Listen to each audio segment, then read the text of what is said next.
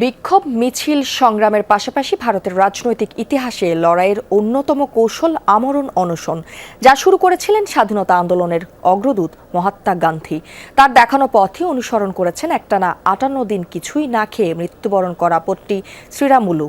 দীর্ঘ ১৬ বছর ধরে অভুক্ত থাকা মণিপুরের আয়রন লেডি ইরম শর্মিলা সহ বহু সমাজ সংস্কারক এবার কৌশলটি অবলম্বন করে শিক্ষা সংস্কারের দাবিতে নেমেছে ব্যঙ্গাত্মক রাজনৈতিক দল ককরোচ জনতা পার্টি। সিলন টি রপ্তানিতে শীর্ষে।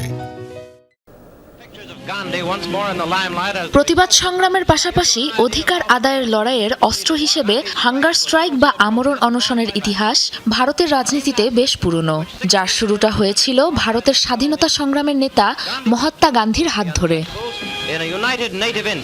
১৯১৮ সাল থেকে ৪৮ সাল পর্যন্ত ব্রিটিশ শাসন, ধর্মীয় সহিংসতা, জাতিভেদ প্রথা সহ বহু অন্যায়ের বিরুদ্ধে জীবনভর অন্তত ১৫ বার অনশনে বসেন এই অবিসংবাদী নেতা। সর্বোচ্চ অভুক্ত ছিলেন একটানা ২১ দিন। মূলত প্রতিবাদের ইতিহাসের পুরনো এই চর্চাকে আধুনিক রাজনীতির অংশ করে তোলার মূল কারিগর মহাত্মা গান্ধী। এরপর তার পথ অনুসরণে হওয়া সবচেয়ে উল্লেখযোগ্য প্রতিবাদ ১৯৫২ সালে তেলুগু ভাষীদের জন্য আলাদা রাষ্ট্রের দাবিতে পট্টি শ্রীরামুলুর অনশন। টানা ৫৮ দিন না খেয়ে তার মৃত্যু হওয়ার পর নড়েচড়ে বসে গোটা ভারত। আন্দোলন অরাজকতায় কোণঠাসা হয়ে শেষ পর্যন্ত ভারতের মানচিত্রে পরিবর্তন আনতে বাধ্য হয় তৎকালীন প্রধানমন্ত্রী জওহরলাল নেহেরু। গঠিত হয় অন্ধ্রপ্রদেশ নামের নতুন এক রাজ্য।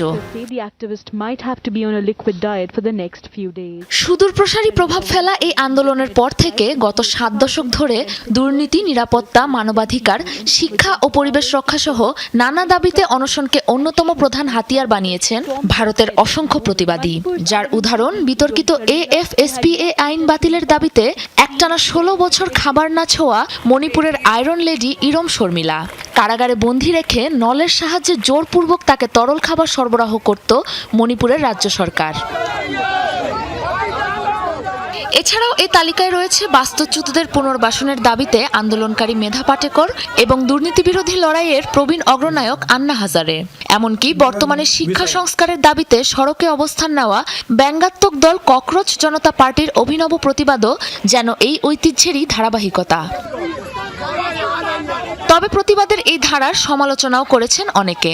একটি দেশের সাংবিধানিক গণতন্ত্রে আমরণ অনশনের মতো পদক্ষেপকে অরাজকতার ব্যাকরণ, চরম হুমকিস্বরূপ বলেও নিন্দা জানিয়েছেন বহু নেতা। সাবরিনা নুসরাত, যমুনা নিউজ।